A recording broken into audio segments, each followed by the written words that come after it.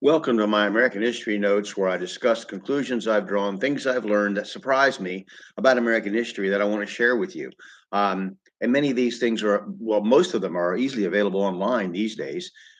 So I'm going to go over this is my last special topics class on specifically African American history. And these aren't just, you're going to know people that you're going to say, why didn't you include this or why didn't you include that? But these are things I never heard of. So I thought it was interesting and I wanted to present it to you too before I move on. So I'm going to be posting in the comments uh, links to a couple of things like the Association of Black Anthropologists, the National Society of Black Physicists, and I'm going to just mention a few outstanding people in the medical field of African American ancestry that might be interesting to you. And you can dig and look more into this. And certainly what I'm saying isn't the whole thing, but these are just things I'm going like, wow, I never read that. And I never talked about that in high school or college, that kind of thing, which makes you wonder. So let's start with Rebecca Lee Crumpler. She was in 1864. She was a nurse, but she became the first Black woman in the United States to receive an MD degree. She became a doctor. She earned that distinction at the New England Female Medical College in Boston, Massachusetts. She was also the institution's only Black graduate. She moved to Richmond, Virginia. She worked with other Black doctors caring for enslaved people in the Freedmen's Bureau. Um, she went back to Boston, so she wrote a book of medical discourses in two parts. So then it was James McCune Smith. He was in 1837. He became the first Black American to receive a medical degree. He had to enroll in the University of Glasgow Medical School because of racist admission practices at U.S. medical schools. He was also the first Black person to own and operate a pharmacy in the United States, first Black physician to be published in U.S. medical journals. Um, he was a staunch abolitionist and a friend of Frederick Douglass. And then there was Leonidas Harris Berry. He was a renowned gastroenterologist. Um, he did face a lot of racism, but he was the first Black doctor on staff at the Michael Reese Hospital in Chicago in 1946. He had to fight for years for an attending position there. In 1950s, Berry chaired a Chicago commission that worked to make hospitals more inclusive for Black physicians. In 1970, he helped organize the Flying Black Medics, group of practitioners who flew from Chicago to Cairo to bring medical care and health education to members of the remote community. Excuse me. There was Charles Richard Drew. He was known as the father of blood banking. He pioneered blood preservation techniques that led to thousands of life-saving blood donations. Very important person to study. He led the first American Red Cross blood bank and created mobile blood donation stations that are now known as blood mobiles.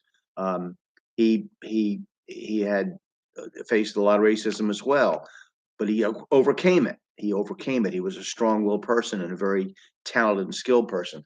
Lewis Wade Sullivan. He grew up in the rural South. He was inspired by his doctor, who was the only Black doctor in a radius like 100 miles, and he he was the only Black student in his class at the Boston University School of Medicine. He served on the faculty. He became the founding dean of what became known as the Morehouse School of Medicine, and first predominantly Black medical school in the country. And then he served as a secretary of the U.S. Department of Health and Human Services, where he directed the creation of the Office of Minority Programs and National Institutes of Health Office of the Director. So he's been pretty influential and famous. Marilyn Hughes Gaston, and she was an intern at Philadelphia General Hospital in 1964. She she had she learned about sickle cell anemia, and she became deputy branch chief of the sickle cell disease branch at the National Institutes of Health. And she did a very important study in 1986 that led to a national sickle cell disease screening program for newborns. She became the first Black female physician in 1990 to be appointed director of the Health Resources and Services Administration Bureau of Primary Health Care. She was just a lot of very accomplished. Patricia Era Bath. She interned in New York City in the 1960s, and she was the first African American to complete an ophthalmology residency. And she studied rates of blindness among minority populations. And she explored, vision care was, of course, her big thing. And she was the co-founder of the American Institute for the Prevention of Blindness in 1976. Herbert W. Nickens. He was the first director of the Office of Minority Health at U.S. Department of Health and Human Services. Um, so, he was a significant figure. Um, and then Alexa Irene Kennedy. Um, it was nearly a college dropout, but she became the first Black neurosurgeon in the United States in 1981. And just a few years later, she became chief of neurosurgery at Children's Hospital in Michigan. So a lot of accomplishments there. Regina Marcia Benjamin, she's was the 18th U.S. Surgeon General. She served as the first chair of the National Prevention Council. That's her most noteworthy accomplishment. So these are just some people that it's important that like Vivian Thomas. Uh, he was he never went to college, but he was a janitor to begin with, but he began a career as assistant surgeon to Alfred Blaylock, first at Nashville University and later at Johns Hopkins. So that was when he finally went and got his degrees, that's what he did. Ben Carson, you've heard of. We don't need to talk about him. Mae Jemison is a former NASA astronaut. She became the first Black woman in space. Um, she's a Peace Corps doctor as well. She was. Frantz Fanon.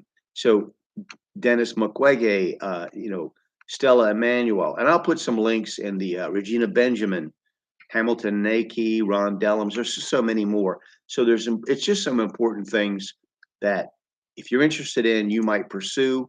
And we're going to stop there with these accomplishments. And I hope that you'll pursue more information. We'll continue with our special topics. We have a lot of other things to discuss about American history that we haven't yet. So this is the last of my episodes devoted directly to African American history. And I'll post some links. Like I say, this isn't stuff that it's not hidden in a corner. It's on there on the internet. So if you're interested, I hope you'll look into it. Thank you for watching. Talk to you later.